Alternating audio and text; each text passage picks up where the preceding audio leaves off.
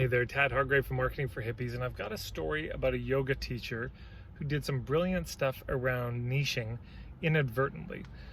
So this yoga teacher is my colleague Laura Oldeney's husband. And Laura Oldeney does beautiful work, sort of mixing livelihood and permaculture in a beautiful way. And how do we survive this strange, post-capitalist gong show that we're going through, or hyper-capitalist, whatever you want to call it. So her husband was studying to be a yoga teacher. This is as I remember the story, so I might get some details wrong, but was studying to be a yoga teacher and had to get the hours in, for the practicum or whatever, so he could get the certification. But I think it was during COVID, during the lockdowns, and so couldn't do any classes indoors and couldn't go into a studio. But he didn't let that stop him. He started teaching them at the beach, and people came down to the beach. And this was just to get the hours in. This wasn't a long-term plan.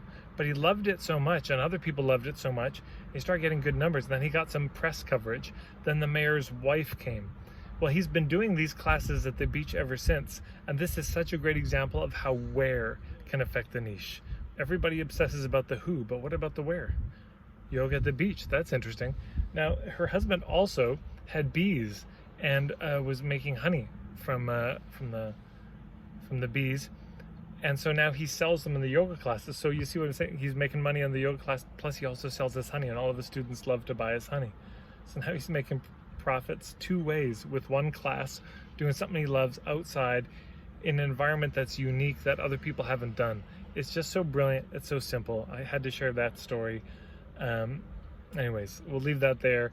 If you've got any interesting stories of yoga teachers and different ways they've done their yoga, different places they've done it, locations, I'd really love to hear in the comments below.